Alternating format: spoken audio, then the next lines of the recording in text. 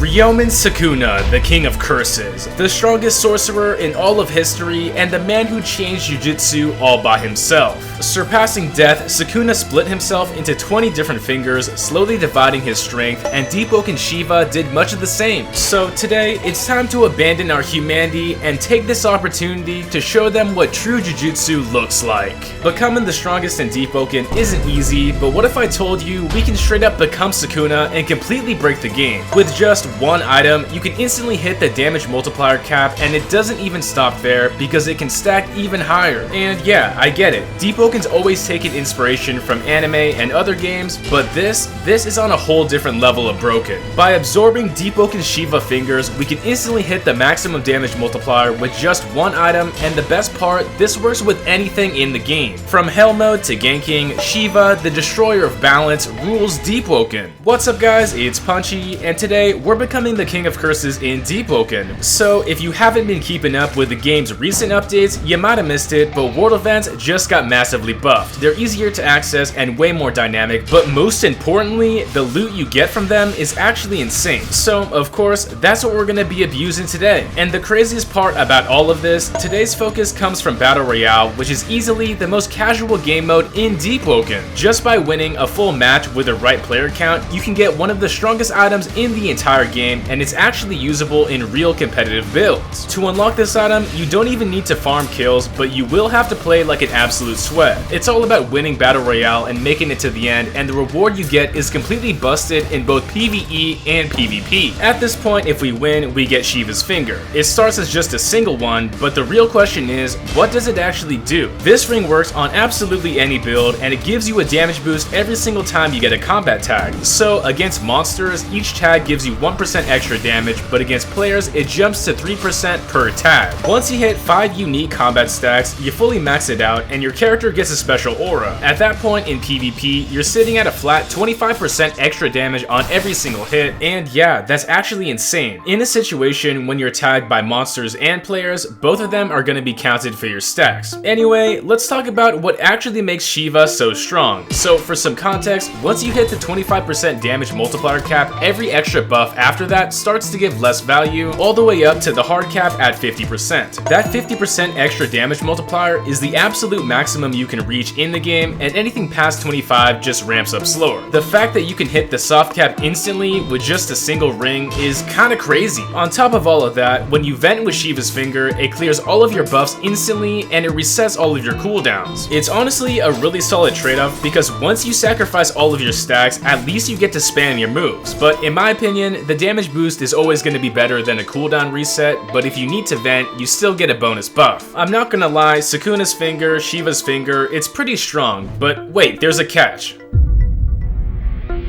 Just like the King of Curses, we can incrementally get even stronger by collecting even more Shiva fingers. Every single time you win Battle Royale on the same slot while wearing the ring, you get another finger. The ring itself even changes visually, adding a new Shiva finger with each win, but more importantly, it boosts how much damage you can get per combat tag. The more fingers you stack on that slot or wins, the stronger each multiplier becomes. You can stack this up to 10 fingers max, and at that point, your entire hand is just covered in Shiva fingers, but the damage boost you get is honestly kind of ridiculous. For example, against a 500 HP build, a normal hit with 0 Shiva stacks does about 5% HP or 25 damage. But once you're fully stacked with 5 stacks, that hit jumps up to 7% HP or 35 damage.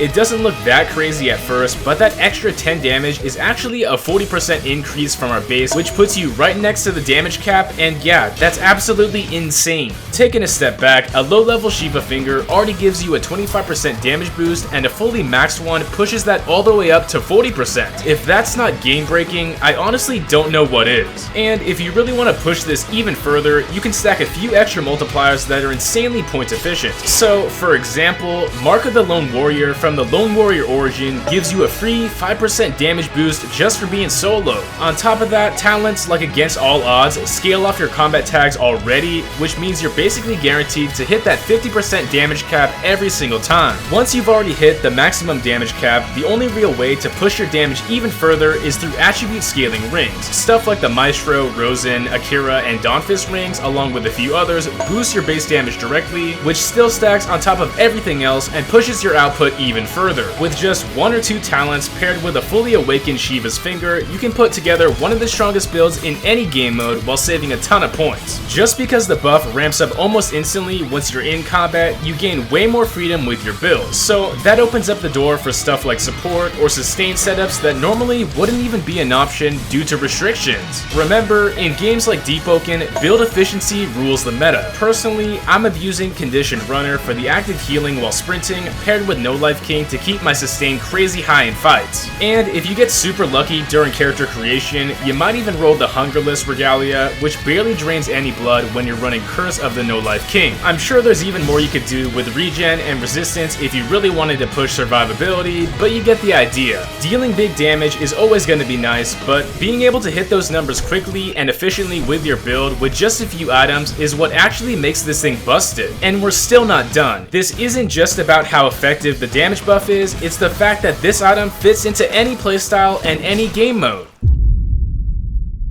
Realistically, in most Deepwoken situations, you're not always going to hit max Shiva stacks since getting 5 combat tags is kind of a lot. Yeah, the absolute peak damage and cooldown resets are locked behind certain situations, but that's not a reason to skip this item. Even in a simple 1v1, Shiva's Finger still puts in work. With Mark of the Lone Warrior, against all odds and a single Shiva stack, you're getting free damage without doing anything special. In a single 1v1 fight, you can grab 5% from your origin, 2% from against all odds, and roughly 8% from Shiva. That's already about 15% extra damage in a straight 1v1 instantly, and there's still plenty of room to push it even further. Even though Shiva's Finger is completely overpowered in ganks, it's still insanely strong in 1v1s, whether that's Chime or the overworld. And in PvE, it's pretty much the same story. Of course, stuff like the Diluvian Mechanism or Hell Mode lets you get the full buff since you're fighting swarms of enemies, but even just an extra bonus against a single boss goes a pretty long way. PvE speedrunning builds that are all about shredding through bosses as fast as possible are about saving time and caring about point efficiency. If you can make your build do even more while saving points, the time you save is actually limitless. After spending so much time playing Battle Royale and grinding over and over and over, I will admit that this reward is well worth your time. Being able to work towards a goal keeps players interested in the game, and that's going to be great since our Battle Royale lobbies are always going to be full of players. Besides that, the Shiva's Finger, especially when maxed out, is probably the most flexible item